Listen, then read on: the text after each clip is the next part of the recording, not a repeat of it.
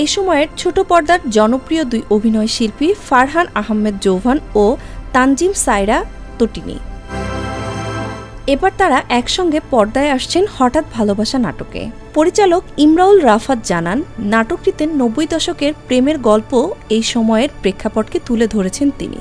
ইমরাউল রাফাত জানান, soft romantic ধাঁচের এই নাটকটি।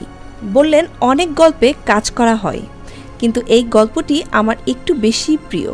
নির্মাতা আরও জানান, এটি থাই সিনেমা ও তুমুল জনপ্রিয় বাংলা সিনেমা হঠাৎ বৃষ্টি থেকে অনুপ্রাণিত হয়ে হঠাৎ ভালোবাসা নির্মাণ করা হয়েছে। পরিচালক জানান, কয়েক মাস আগেই শুটিং হওয়া নাটকটি গত জুলাই মাসে মুক্তির পাওয়ার কথা ছিল, কিন্তু দেশের সার্বিক পরিস্থিতি বিবেচনায় স্থগিত করা হয়েছিল। এখন ধীরে ধীরে সবকিছুই স্বাভাবিক হচ্ছে, এই কারণেই নাটকটিও মুক্তি দেওয়া হচ্ছে। এমডি কামরুজ্জামান প্রযোজনায় একে এন্টারপ্রাইজের ইউটিউবে মুক্তি পাবে হঠাৎ ভালোবাসা। জৌহান তটিনী ছাড়াও নাটকটিতে আছেন মনিরা মিঠু, আবদুল্লাহ রানা, শাহবাজ সানি প্রমুখ।